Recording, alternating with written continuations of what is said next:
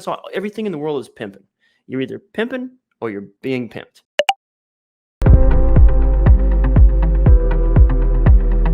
This person says, love your stuff, Carl. Would love to see some dating advice here. I think one of the things that has been crucial in terms of dating advice, there's a lot of self-improvement stuff that I feel like there's a lot of bad information out there. And a lot of it, there's a rise in this marketing term. And don't be fooled. This is a marketing term, Sigma.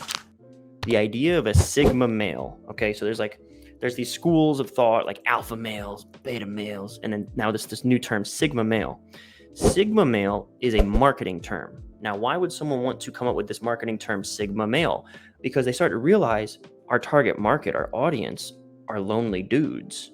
They are people who are alone. So when you start thinking of everything as a marketing game, you start thinking like if you've ever, I read this book called Pimp by Iceberg Slim, old pimp from the 80s in Chicago.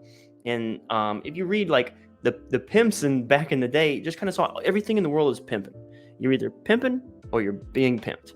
I see everything as this is the marketing strategy. Someone's trying to win you over to their way of thinking. So when you think about the Sigma male, why did someone start using that? Why are those YouTube videos popping up with that term? It's a way to sort of embolden and empower your target market who are lonely dudes. They're not leaders of men. They don't have those like classic alpha qualities, but you don't want to categorize them as the lesser class. So they invented a new class called Sigma. And the damaging thing that I think about this new marketing angle for Sigma males is it actually furthers a bad paradigm and sends them further in a direction they don't want to go. And so the idea, like I was just talking in Copy Squad Light with this one guy, and he said, he nailed it perfectly. The Sigma thing tells you to like go disappear for a year until you're the perfect product. But then when you emerge a year later and you've like worked on yourself, you reckon like nobody cares. Nobody's looking at you. Nobody cares you exist. Like nobody, you have to work on your social skills. You have to work on being comfortable with tension or uncertainty, not knowing what to do and taking action anyway. And this will help you in a lot of areas of life. But I'd say like some of my dating advice is ignore the Sigma male hype right now. Because if you know what, I'm going to do something. Like, let me show you. I think I can do this and it'll work. Give me a second while I look something up for you. I'm going to show my screen right now. Yeah, see this is like a made up thing that someone just started talking about like a couple years ago. Now look at this. Look at this spike. Christmas time. November. I wonder if that has any significance. I'm not sure.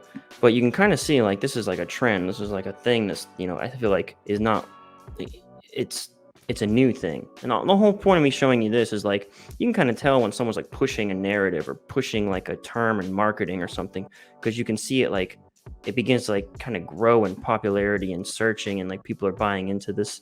I don't know. I just don't think it's healthy. I think it's stupid. Okay, cool. So that was my dating advice, I guess, is this idea of encouraging antisocial behavior does not actually help you in the dating realm, but in specifically men's focused dating style kind of content and channels on YouTube, there is a surge in this Sigma thing. That's my dating advice, is ignore anything that encourages antisocial behavior. That's not attractive behavior. If you want to be attractive, it really boils down to comfort with yourself and the ability to handle tension with grace and poise. And becoming hyper antisocial and not knowing how to deal with social situations is not the answer. So that's my dating advice.